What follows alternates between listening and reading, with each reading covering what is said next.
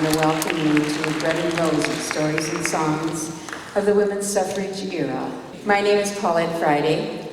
This production is made possible in part by the voters of Minnesota through a grant from the Lake Region's Arts Council, thanks to a legislative appropriation from the Arts and Cultural Heritage Fund. So, okay, well, it is my extreme pleasure to present to you Bread and Roses, Stories and Songs of the Women's Suffrage Era.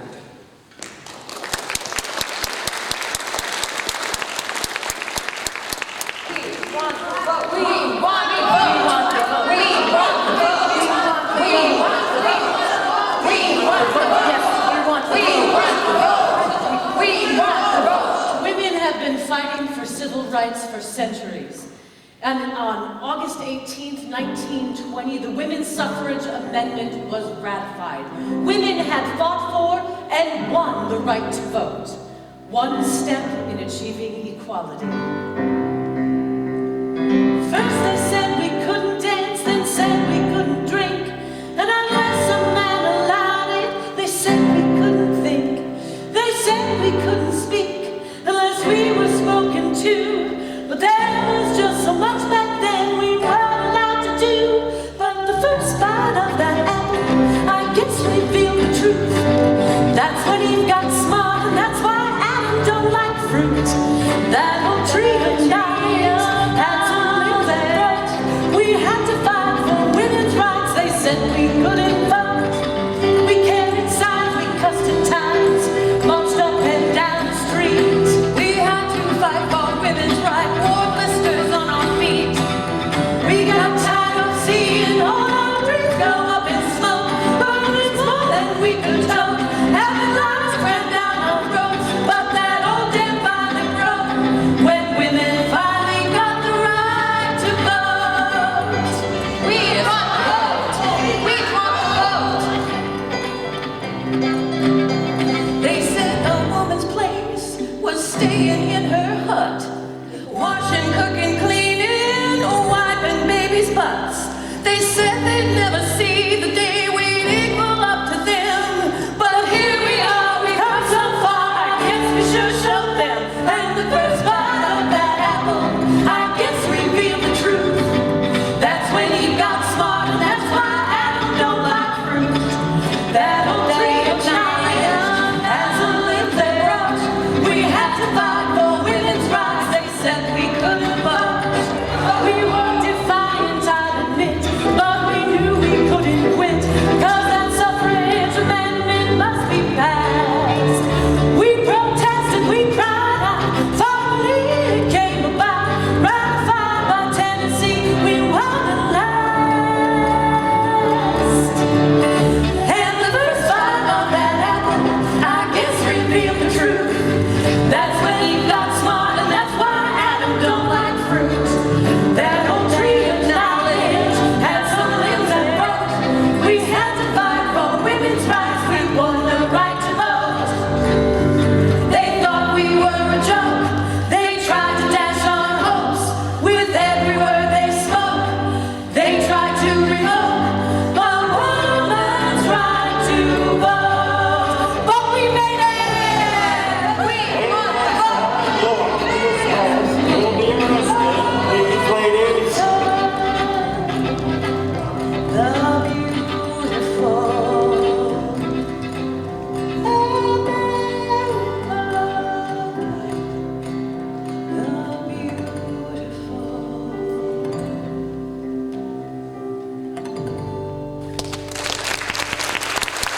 What a remarkable interpretation of the Constitution. We, the people, did not include women. Over half the country's citizens did not receive basic civil rights. The men who were responsible for designing our nation's government had the perfect opportunity to form a true democracy where all citizens had equal civil rights, but they didn't take it. Instead, they hid behind falsehoods that had plagued women for centuries. That women were inferior to men in all things outside the home. That women were simply not intelligent enough to wrestle with political issues. that women were to be silent in church, subservient at home, and totally dependent upon men. Women were expected to marry. In fact, an unmarried woman was considered useless. But once married, everything she owned became the sole property of her husband. She had no rights to her children in a divorce. And if her husband died, she had no assurance that she would be able to keep her own children. They went to whomever her husband had designated in his will. Married women had no legal separate identity. Women could not vote, could not serve on juries, could not testify in court, even against their own abuser. Barred from most colleges and universities, they were excluded from most professions. Women were submission, piety, and charity. They would have no say in the laws under which they were governed. Men could aptly represent the needs of women. Any women in the audience agree with that? Do you think a great deal needed to be changed? Me too. But without the vote, women had a steep uphill climb to change the things that needed changing. But they did it. They did it the hard way without having basic civil rights. They did it with bravery, ingenuity, imagination, and fortitude. In a culture where courage in a woman was considered insanity. But things did change. By the end of the 19th century, women were regularly attending colleges and universities. Urban industrialization was taking the place of rural agriculture as the country's mainstay. Millions of factories and mills were built, and women were the main workforce for these new businesses. But much change was needed in this new industrial environment, and women fought for humanitarian change. Child labor laws, safe and sanitary working conditions, fair wages, protection from abuse, often brought on by excessive alcohol consumption. We'll take a closer look at some of the key issues surrounding women's struggle for equality and social reform. And we'll listen to some of the music of the era that tells a story in and of itself. To start us out, here is an example of how women were patronized, the condescending tones of an anti-suffrage song.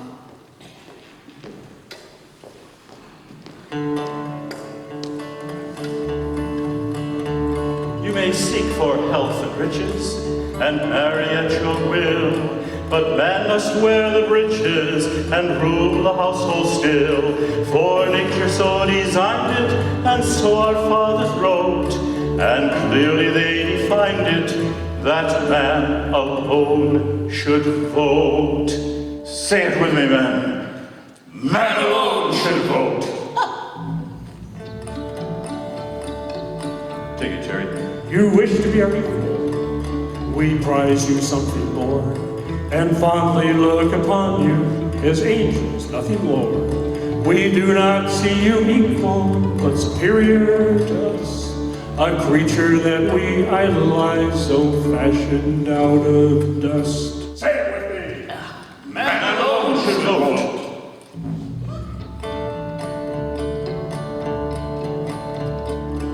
Then mothers, wives, and sisters, I beg you, keep your place, and remain what nature made you, the helpmates of our race. Let no temptation lead you, nor any wily fox, to send them to the level of the nation's ballot box. Say it with me, boys! Man alone should vote. Take it, John. There is no need for women's vote, it would merely bring discord on the quietude and peace of your domestic war. Mother, call your fathers, your husbands, sons, and brothers. We will represent you if there is a cause to vote. Man alone should vote. Bring it on home, Greg. Political excitement is surely not your game. nor suitable behavior for a quiet, calm domain. For matters of our politics, you must leave this task to men, for complicated business could harm your pretty heads. Say it with me. Men should vote. For nature so designed it, and so our fathers wrote, and clearly they defined it, that man alone should vote.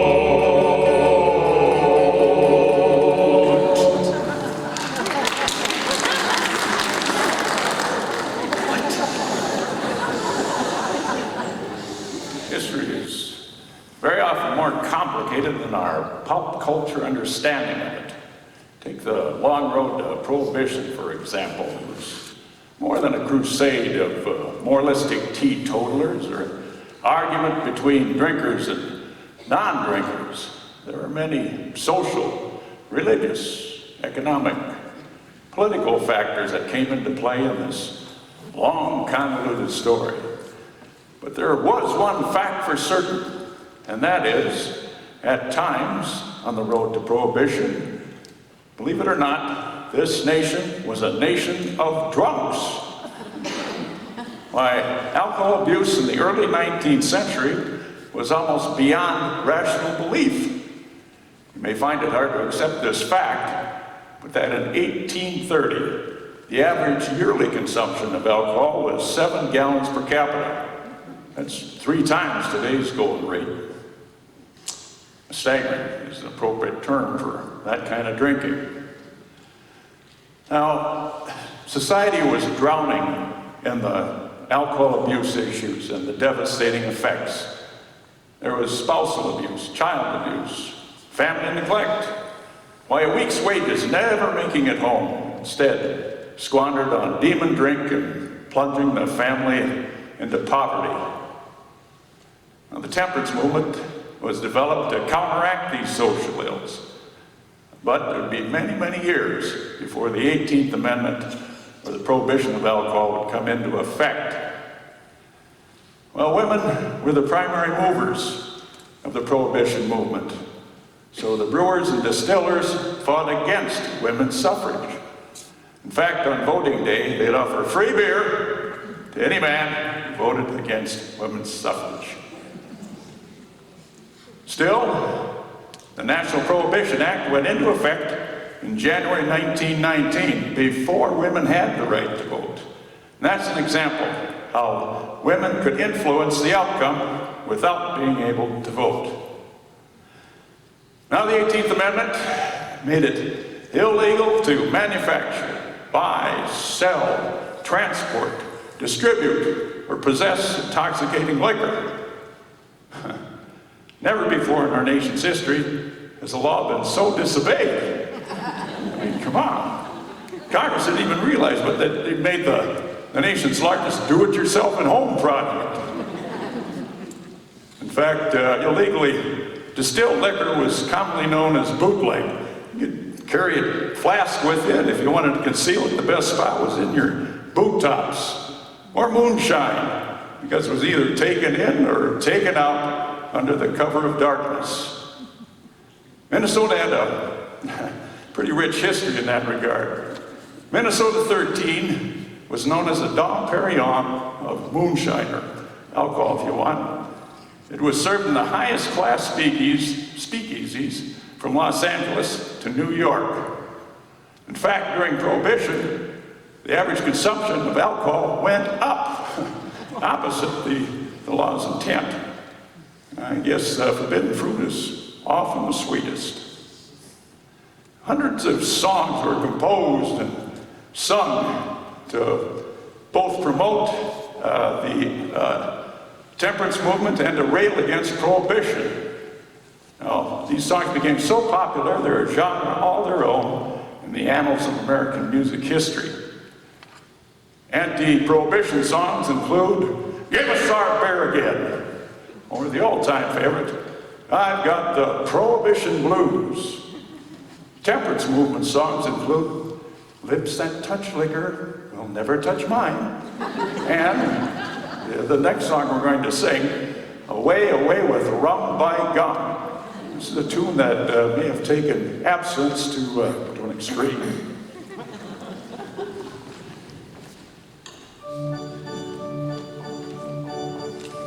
We're coming, our brave little band. On the right side of temperance we do take our stand. We don't use tobacco because we do think the people who use it are likely to drink.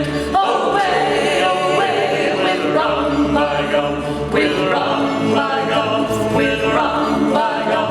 Away, away with rum by gum. The song of the Temperance Union. We never eat fruitcake because it has rum, and one little taste turns a man to a bum. Oh, can you imagine the sorry sight? That a man eating fruitcake until he gets tight. Away, away with rum by gum, with rum by gum, with rum by gum. Away, away with rum by gum. The song of the Temperance Union. We never eat cookies because they have yeast, and one little bite turns a man to a beast. Oh, can you imagine a sadder disgrace than a man in the gutter with crumbs on his face? Away, away with rum by gum, with rum by gum, with rum by gum. Away, away with rum by gum.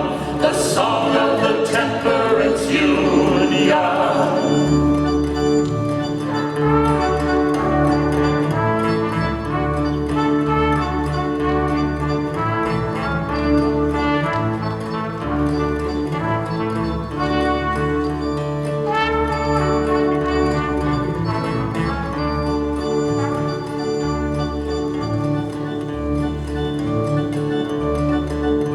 We never take back rubs, we think they're a crime. We will always condemn them in song and in rhyme. And alcohol, that rub is worse than straight gin. When you think of the liquor absorbed through your skin. Away, away with rum by gum, with rum by gum, with rum by gum. Away, away with rum by gum. The song of the Temperance Union.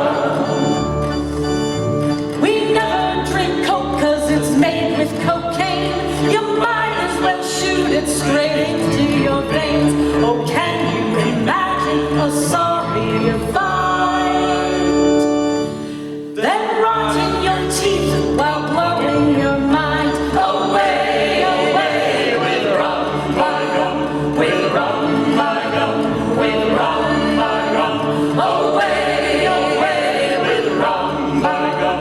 The song of the Temperance Union. We don't step on rakes because that's making wine, and one single stomp turns a man to a swine. Oh, can you imagine a fouler defeat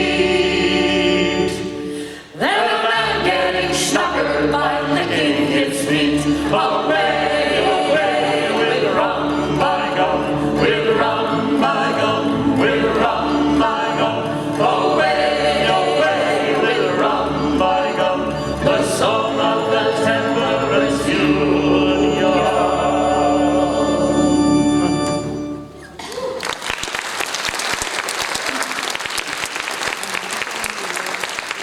I never dreamed that my voice could make a difference, that my actions could bring about positive change.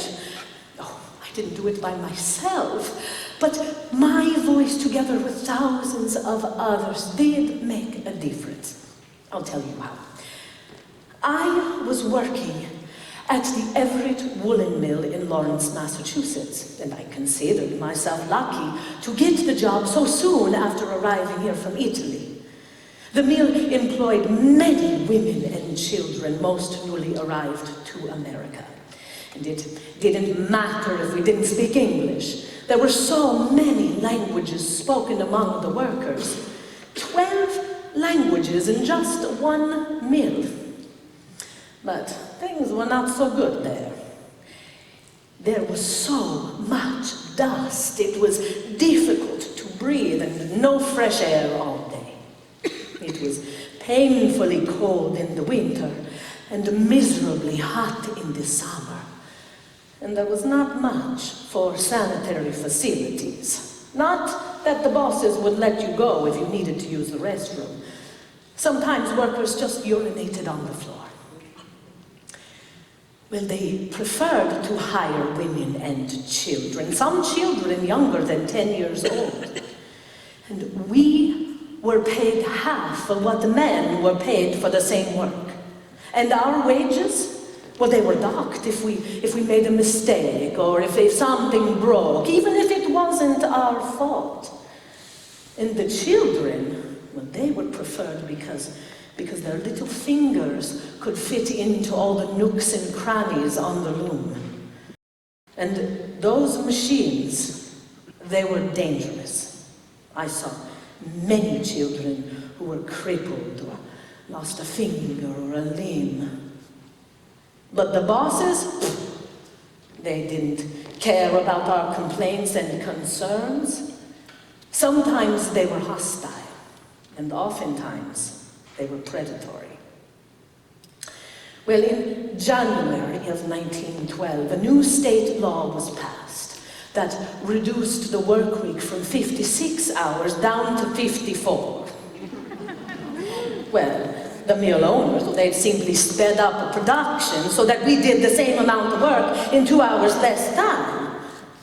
And we were concerned that our pay would be cut by those 2 hours, so we engaged the assistance of the international workers of the world to help us to organize and to plan for a possible strike. And sure enough, when our next pay came, we were docked by those 2 hours. Well, a near riot broke out.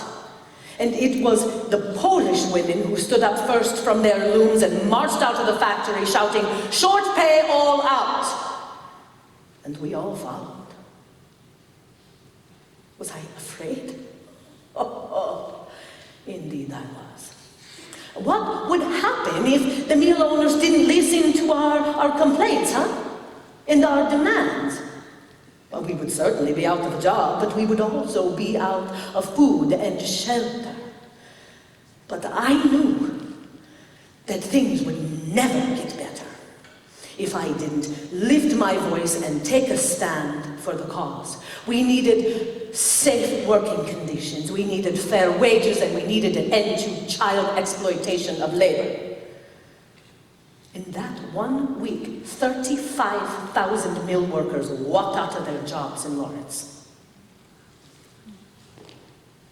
Well, the mill owners thought that we would never be able to sustain a strike, that with our ethnic differences that we couldn't organize, but they were wrong. We didn't focus on our ethnic differences, instead on solidarity and unity. We organized marches and sang songs and chanted and carried banners through the streets. And I had a group that carried the banner that read, "Give us bread and give us roses too." And to us, the bread was fair wages, and the roses was respectful working conditions. And that slogan, it caught on. And soon the whole strike was known as the Bread and Roses Strike.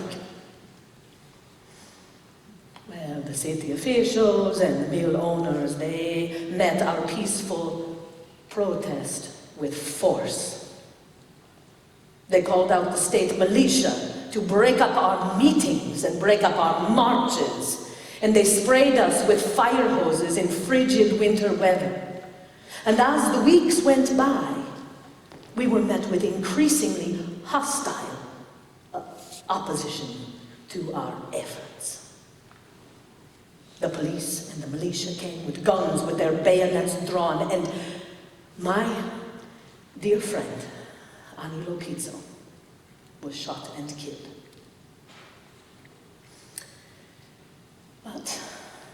after 63 days, the mill owners finally agreed to a settlement. And the media reported that the true heroes of the strike were we women of the city of Lawrence.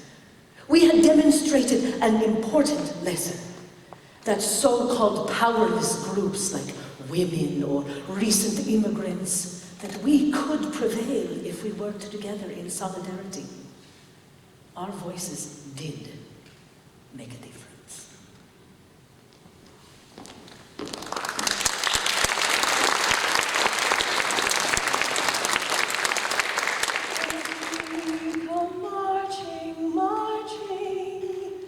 In the beauty of the day, a million darkened kitchens, 1,000 mill lofts gray are touched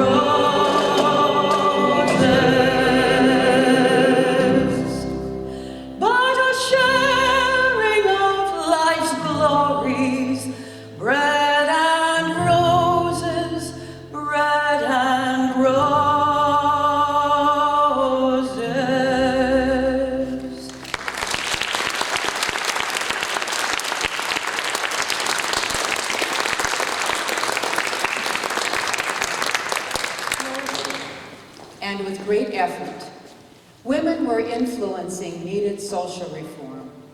But in order to truly get fair representation, women needed the vote.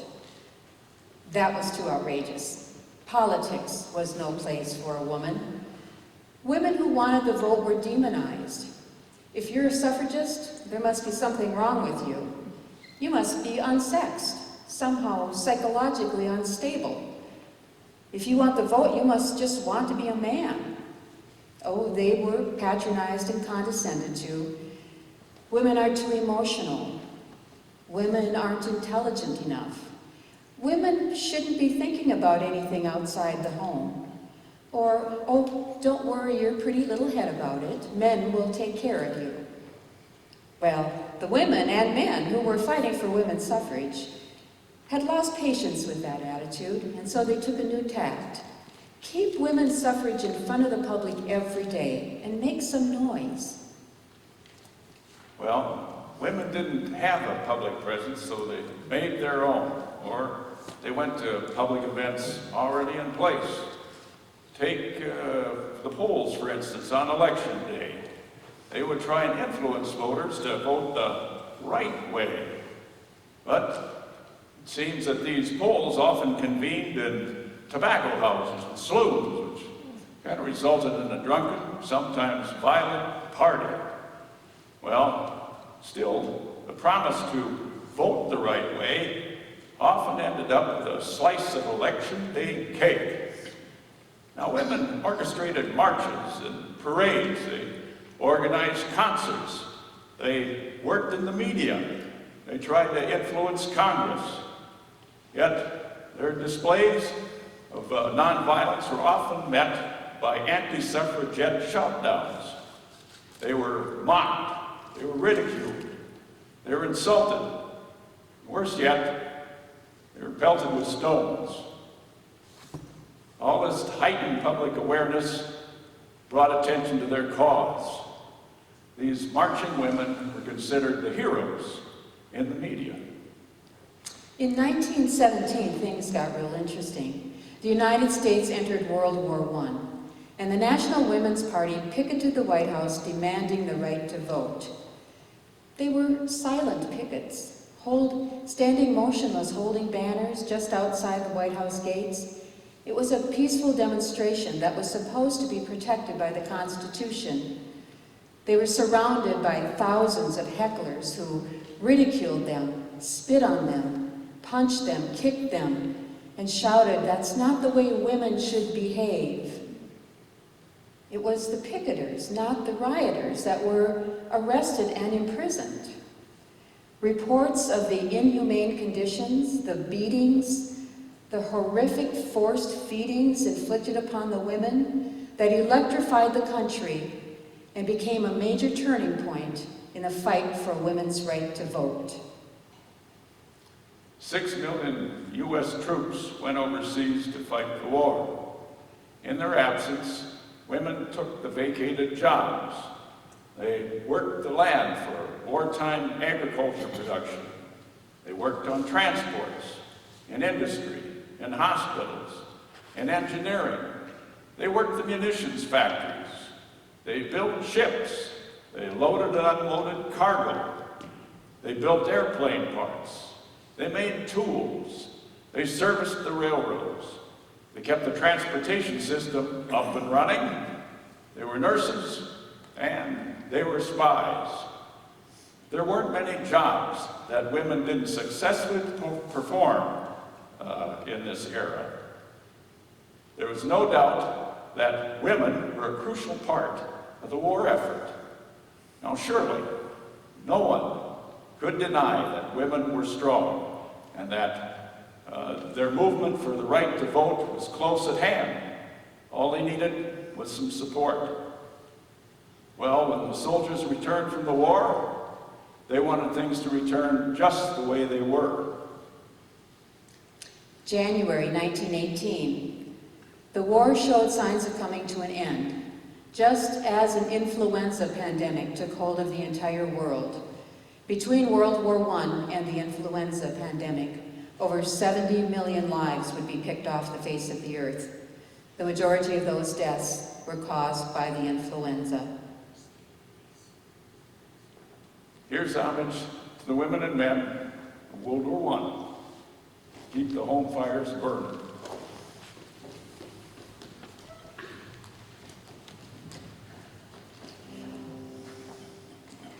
They were summoned from the hillside.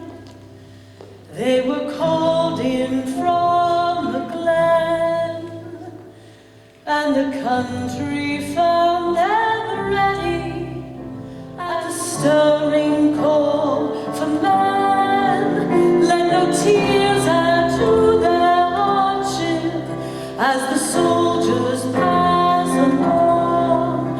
And although your heart is breaking, let it sing this cheery song. Keep the home fires burning while your hearts are yearning. Though your lands are far away, they dream of home. There's a silver lining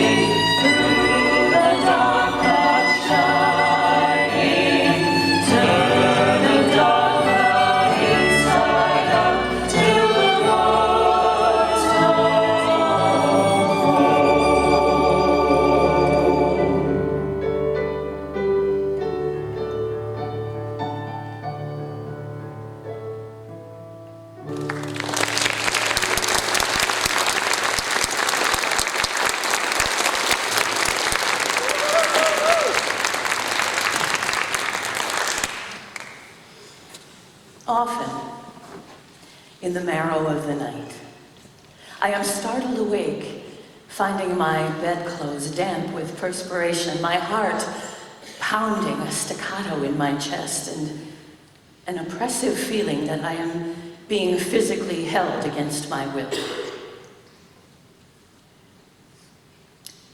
I rationalize. It is a nightmare, a bad dream. But then the cruel honesty of the present shows itself. A nightmare indeed, but not a dream. It is a memory. I am told that we must share our stories, or they will go away. Perhaps it is we who will do that. You look like a person that I could tell things to. May I entrust my tale to you? You see, I had joined the crusade to fight for the rights of women to vote. It is a fundamental liberty, is it not? We were conducting a peaceful demonstration, merely carrying placards across the street from the White House, when hecklers became physically violent, bullying and beating us, spitting at us and throwing things and shouting obscenities at us. When the police arrived, it was we, the peaceful demonstrators, who they incarcerated, not those who caused the riot or promoted the violence. 100 of us were imprisoned at the Occoquan workhouse. Conditions there were deplorable. The guards' sickening violence towards us. It is too vulgar to relate to you. We needed the media to draw attention to our plight, to our cause. We decided on a hunger strike. When freedom and basic human rights are taken from you, one must fight with whatever meager means one has within her control. We believed that refusal to eat was the one thing within our personal control. We were mistaken.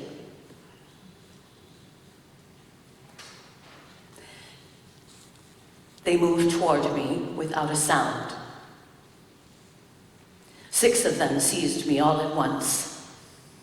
My feet were lifted from the floor, and I was forced down on the bed and held down by my shoulders and arms and knees and ankles.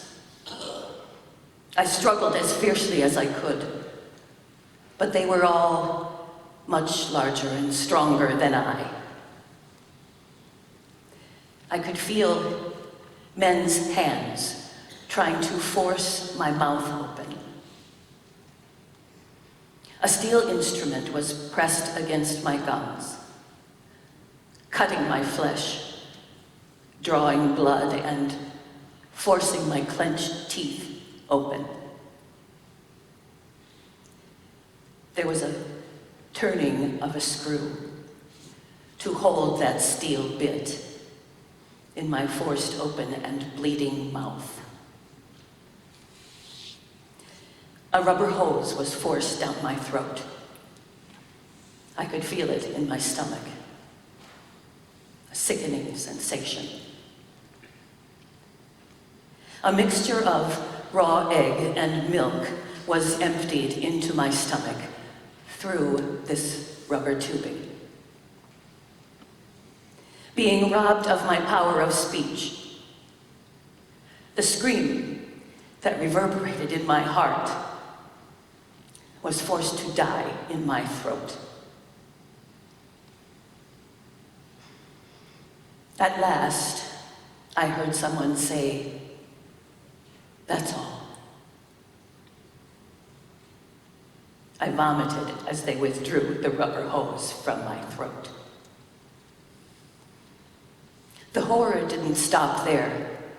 It was repeated in the evening, and the next day, and the next, for many days.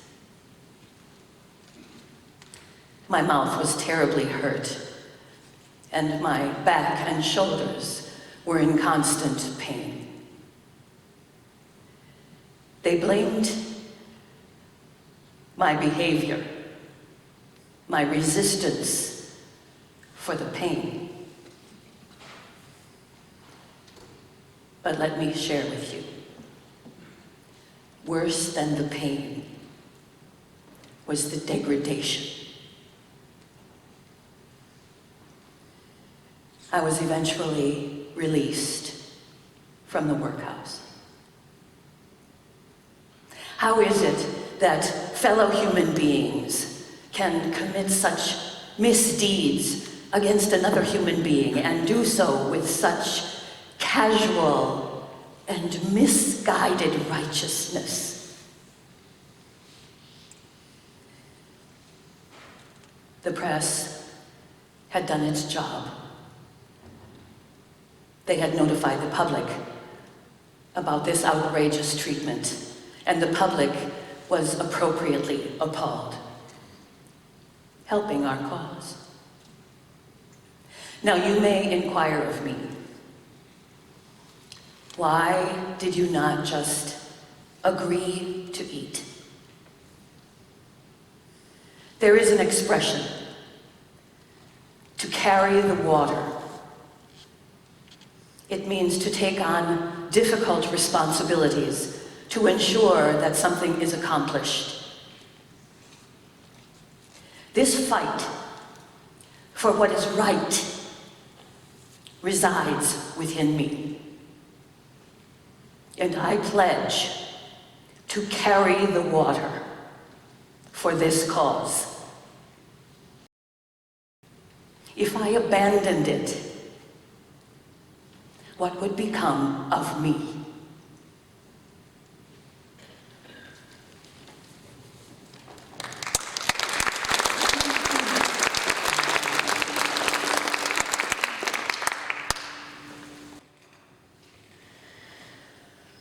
Bring me a little water, Sylvie. Bring me a little water now. Bring me a little water, Sylvie. Every little once in a while. Sylvie, come around in.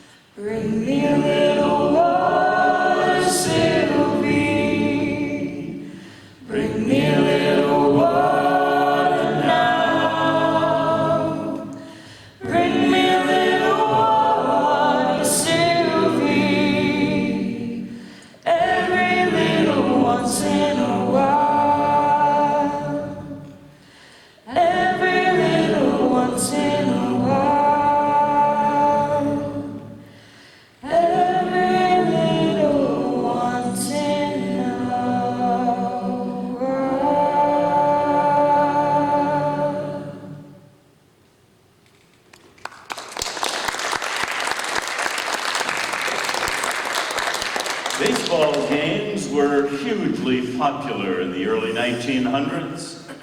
Crowds at games were overwhelmingly male, and as they controlled all of the avenues of power, men were crucial to the women's right to vote campaign.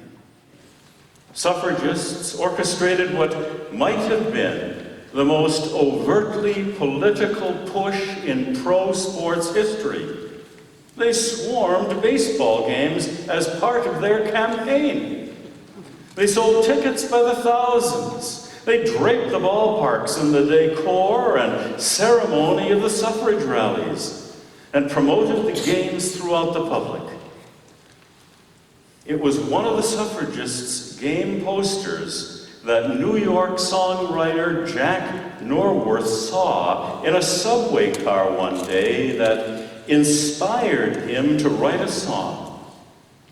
A song about a baseball-mad character named Katie Casey, who spurns her boyfriend's offer to go to a show and lets him know her preference in no uncertain terms. Bet you didn't know that you've been singing a women's suffrage song all these years.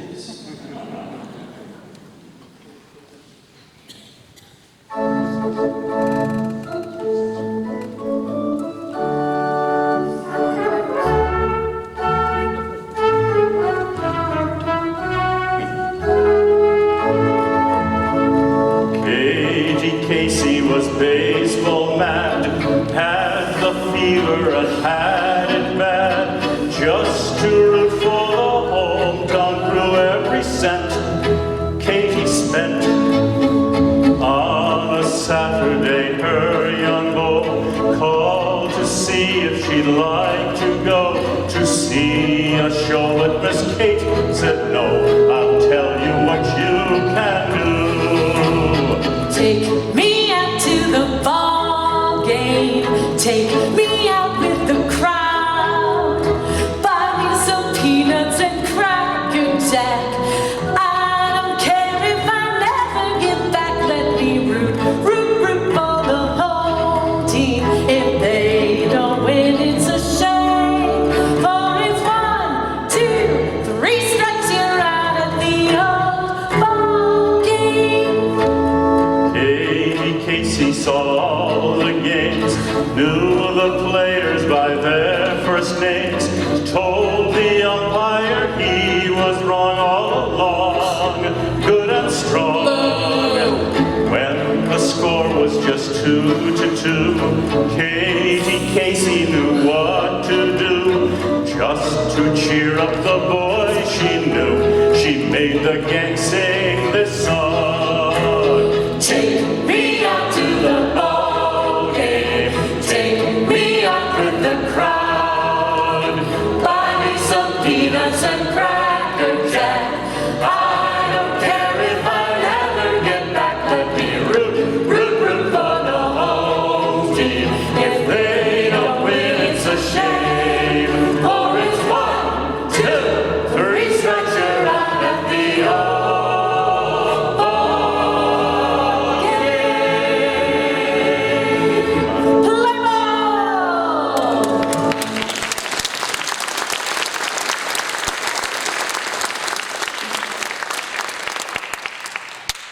Scarcely an adult in the United States is unaware of the women's suffrage movement. It has bloomed into a mass movement, hotly debated in town halls, on street corners, and around the dinner table. It has aroused vociferous opposition in all corners of society, industry, and politics. The opposition asserts that the sexes have different functions, that each occupies a separate sphere. Man, the breadwinner and mentally superior. The woman, the helpmate and morally superior. What man is, woman is not. This women's movement is a threat to this social order. Women who fear the vote call it the burden of the ballot. These are mainly white, upper-class women who believe that giving women the right to vote is a perversion of the proper social division between men and women. Men, opposed, are concerned that giving women the right to vote will eventually lead them into government. And then chaos would reign. Arguments for and against women's suffrage permeate state campaigns, legislative debates, the press, and public gatherings of all sorts. In fact, there is a debate about to begin at this very gathering. We will entertain arguments both for and against women's suffrage. Each speaker shall have 3 minutes to state his or her cause. Afterward, I'm sure that the news journalists will dissect each dissertation and then tell us what we all just heard. Our first speaker, representing the national organization opposed to women's suffrage, Mrs. Cornelius A. Highbrow. Good evening. I stand before you with humility and forbearance to plead against allowing women the right to vote. I pray that we do not make such a dreadful mistake. Women should not vote. We are not made for it. Let us heed the advice of experts. I'm sure that you are all familiar with the medical authority of Dr. William T. Sedgwick. Now, Dr. Sedgwick has studied the issue and has concluded that the mental exertion required to vote could jeopardize our reproductive systems. Women can become infertile if we do too much thinking. Academics have also studied the issue and maintain that women's brains are unsuited to the rigors of politics. We need to channel our limited energy to our reproductive systems rather than to our minds. Civic duty is bad for the ovaries. Now, think of the men in your life. They are already mystified by our phases of hypersensitiveness and unreasonableness and our lack of sense of proportion. The mental exertion required to vote would only further destabilize us.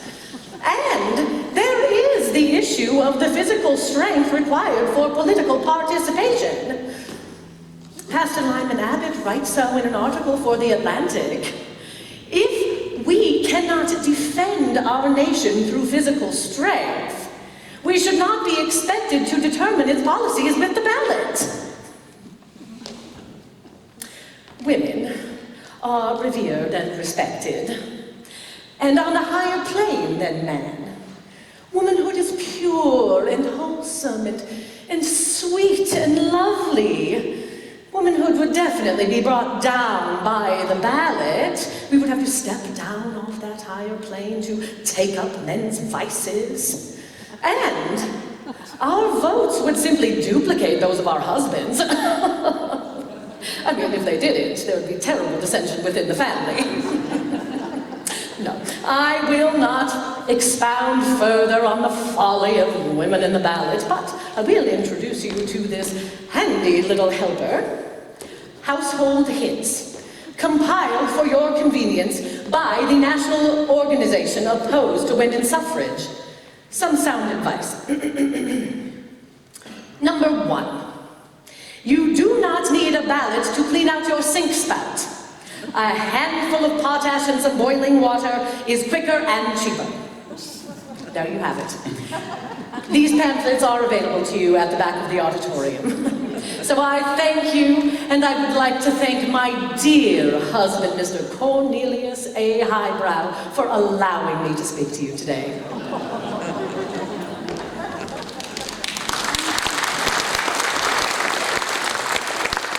Thank you so much, Mrs. Highbrow. Our next speaker, representing the Men's League for Women's Suffrage, here is Mr. Willoughby R. Abettor. Go get him, Will.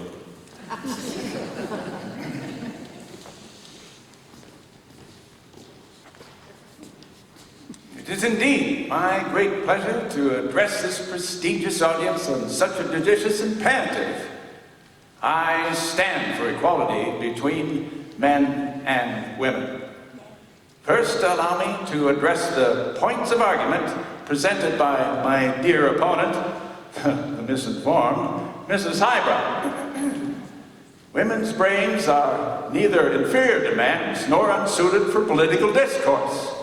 Why, a woman's brain is just as rich in convolutions as a man's.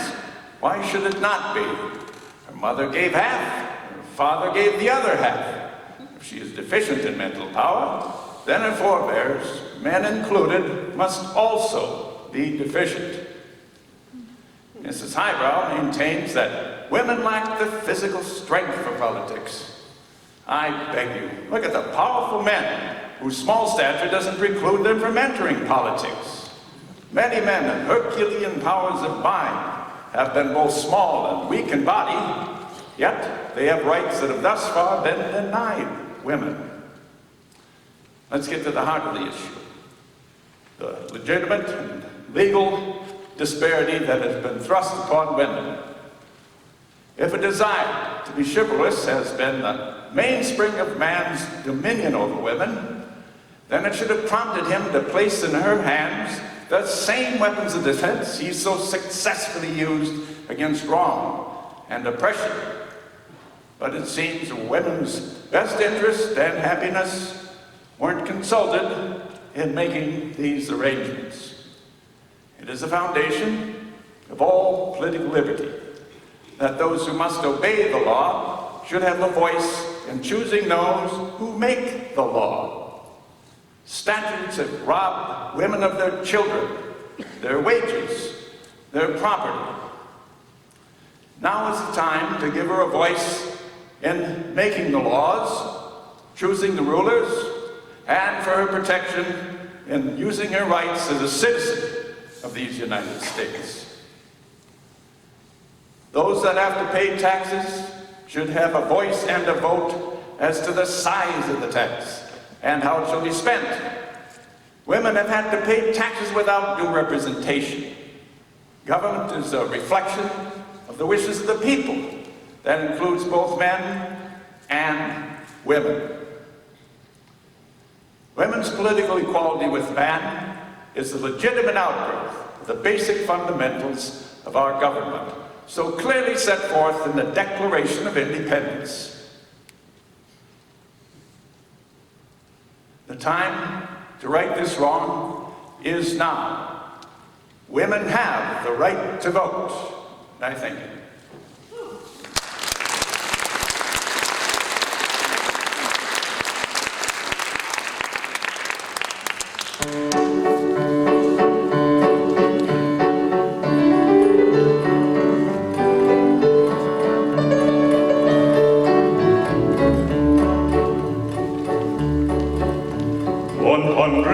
Hence what a change will be made in politics, morals, religion, and trade, in statesmen who wrangle or ride on the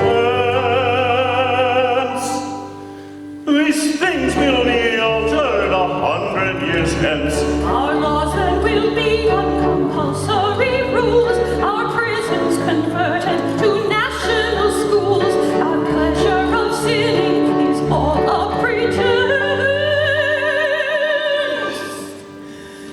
So we will find it 100 years hence. 100 years hence. 100 years hence.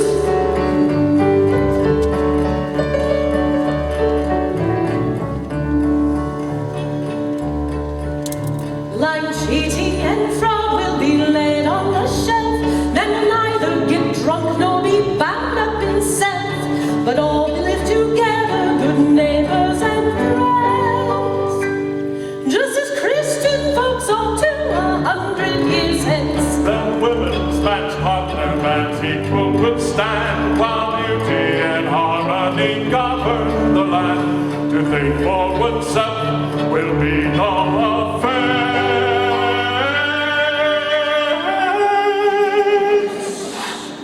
The world would be thinking 100 years hence. 100 years hence, 100 years hence.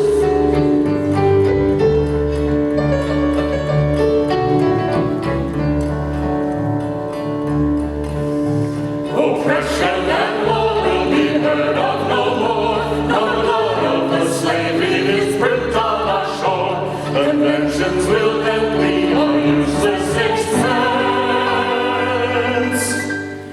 We'll all go free suffrage 100 years hence. Instead of speech making to satisfy wrong, all will join the glad chorus to sing freedom song. And if the millennium is not our pretense, we'll all be good brothers And sisters, 100 years hence.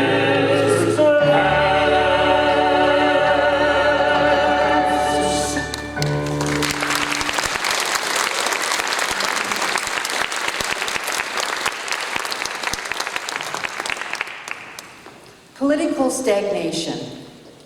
All the attempts at peaceful negotiation, trying to do things the right way, all the efforts of the suffragists just seemed to be going nowhere. They were frustrated and angry. They were tired of being pushed aside, exploited, dominated, and controlled, living in a world that undermined female intelligence, her very sex rendering her merits invisible. Asking politely was not working. They adopted a more militant approach. Protest demonstrations, pamphlets, soapbox speeches, interrupting political meetings to protest, anything to get the attention of the lawmakers and the public. And then the cause started to take on real momentum. And finally, on August 18th, 1919, Congress approved the 19th Amendment, granting all women the right to vote.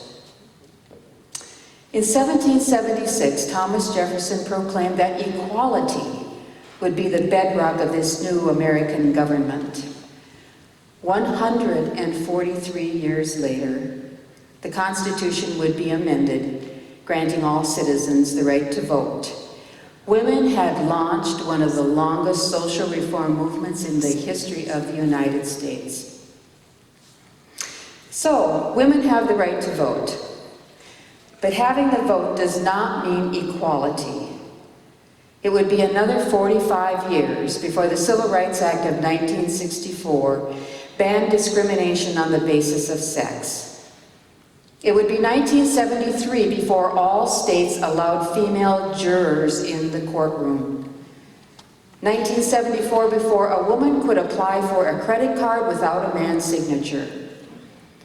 1978 before a woman could not be fired from her job for the offense of getting pregnant. And 1993 before spousal rape was considered a criminal offense. Change does not come quickly, but change does come. We are standing on the shoulders of thousands of women and men who had the audacity, the perseverance, the endurance, the hope that their voice could make a difference. Let us take courage from their stories and continue the good fight in the decisive hours. That is how change is made. Ladies and gentlemen, before our final number of the evening, I'd like to thank you once again for coming to the show, and thank you for helping us out by completing the survey on your way out. And now our final number, Standing on the Shoulders.